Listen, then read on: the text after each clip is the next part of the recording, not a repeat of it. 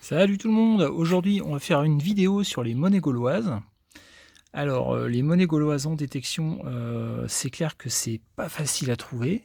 C'est un peu le graal du prospecteur et donc on aura 3 parties dans la vidéo. On aura une partie sur les monnaies, sublimes, les monnaies vraiment, de rêve. Après, une vidéo sur les Tetricus et puis après on fera un petit focus sur deux trois petites monnaies, qui ressemblent à rien mais qui sont sympas quand même parce qu'a priori c'est gaulois. Alors, la monnaie gauloise de base, donc celle-là, c'est vraiment magnifique et en fait, c'est inspiré du stataire de Philippe II de Macédoine. Hem, donc avec d'un côté Apollon, ou donc le roi divinisé, donc Philippe II, mais en réalité c'est Apollon.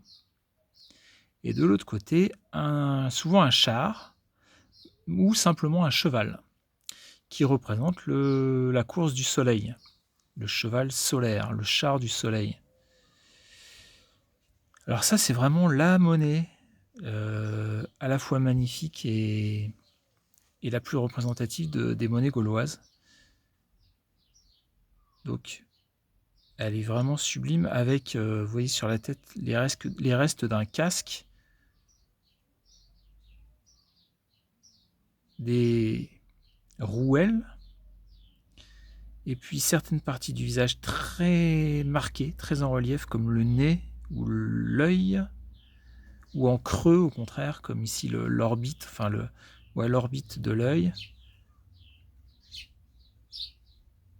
Ça, et puis de l'autre côté, pareil, une rouelle, un cheval très en relief sur certaines parties. Ça, c'est vraiment magnifique.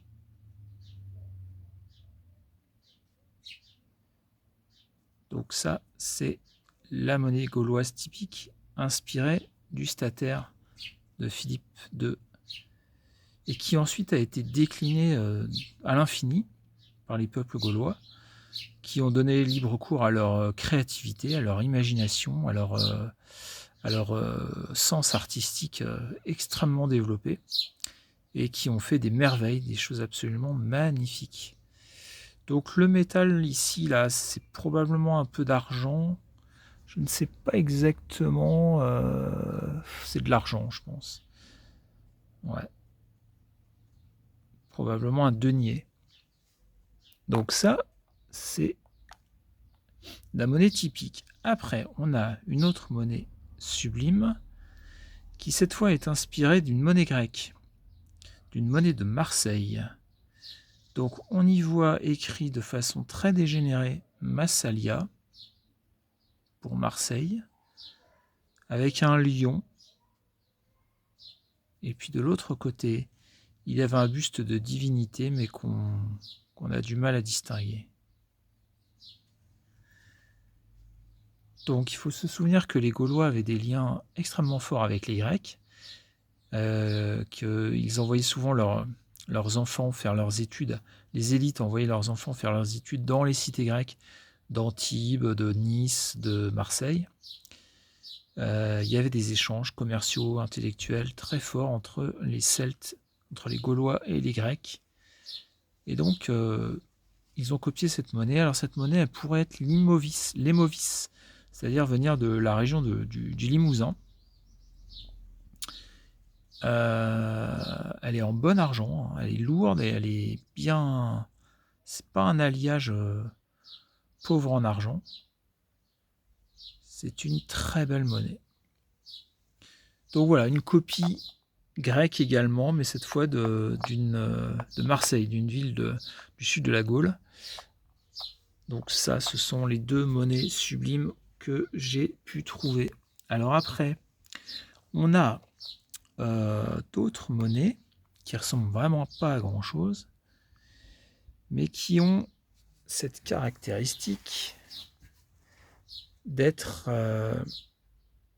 anépiraphe, c'est-à-dire que rien n'est écrit dessus. Et on voit, donc on la distingue comme ça de la monnaie romaine, où il y a toujours quelque chose d'écrit. Là, souvent, il n'y a rien d'écrit. Et alors par contre, on voit un personnage casqué qui tourne la tête, enfin qui regarde vers la droite. Je ne sais pas si vous voyez. On voit son casque, on voit son nez, ici c'est son œil. Donc ça c'est une monnaie, je pense, gauloise. Et puis de l'autre côté, là c'est difficile à dire, peut-être un cheval. Peut-être un cheval. Alors ensuite, hop, une autre monnaie, celle-ci, où là on voit bien le personnage à cheval. Monnaie a priori, moi, que je dirais bien gauloise. Alors complètement lisse de ce côté, ce qui est assez étonnant. Et puis là, pour le coup, je vois comme des inscriptions. C'est peut-être une monnaie d'Espagne, une monnaie ibère. C'est pas impossible. Difficile à dire. En tout cas, une monnaie celte, je pense. Celtibère ou celte. Gauloise, peut-être. Très sympa. Alors vous voyez, ça ressemble vraiment pas à grand-chose. Hein. Et puis dernière monnaie. Alors là, on a vraiment du mal à distinguer quelque chose, mais quand même, quand on regarde de près, hop, je ne sais pas si vous arrivez à voir, mais il y a quand même un buste qui regarde lui aussi vers la droite. Donc c'est une monnaie très très épaisse, très irrégulière, qui, à mon avis, est gauloise. Hop. Alors, ensuite, on passe au troisième chapitre, les monnaies de Tetricus. Alors Tetricus, en fait là on pourrait se dire que ce sont des monnaies romaines. D'une certaine manière, ce sont des monnaies romaines. Sauf qu'en fait, il s'agit d'un empereur gaulois qui a régné sur la Gaule au début du IIIe siècle, me semble-t-il.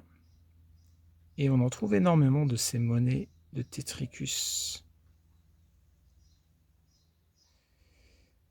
Et donc c'était au moment où Rome avait du mal à maintenir l'unité de son empire. Cet empereur gaulois a pris la liberté de prendre le pouvoir dans une partie de l'empire pour maintenir l'ordre et la sécurité, lutter contre les invasions. Et puis après, il s'est rendu à l'empereur romain. Et puis il a été gracié, il a fini sa vie très correctement. Il n'a pas été mis à mort parce qu'en réalité, il avait exercé le pouvoir, l'autorité dans une partie de l'empire, dans la Gaule en fait, hein, que Rome n'arrivait plus à contrôler et à sécuriser. Donc ce sont des monnaies qu'on trouve assez fréquemment, parce qu'il y en a eu beaucoup de frappés, et elles sont très mignonnes. Celle-ci est particulièrement nette, vous voyez, mais il y en a d'autres, on peut en trouver. Donc celle-ci est beaucoup moins nette, mais c'est quand même sympa à trouver. Hop. Voilà, on voit le personnage là.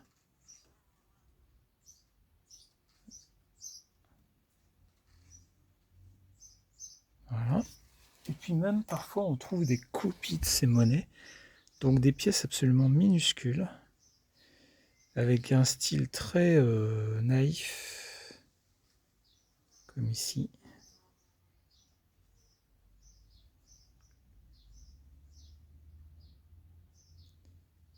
Hop. Des toutes petites monnaies, si vous voyez.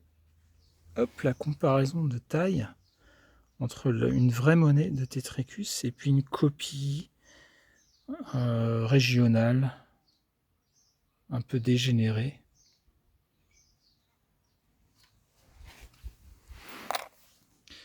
Voilà donc les monnaies gauloises qu'on peut trouver en détection. Alors vous voyez, ça fait pas lourd, hein. Ça fait vraiment les vraies monnaies gauloises, il y en a deux, quoi. Ici, sans doute ici une troisième. Parce que ce sont quand même des objets très très anciens. et puis qui ont été frappés quand même en pas très grand nombre, mais qui sont vraiment à l'origine du monnayage en France. Ça précède la monnaie romaine, et c'est vraiment hyper attachant comme monnaie, parce que c'est vraiment nos ancêtres.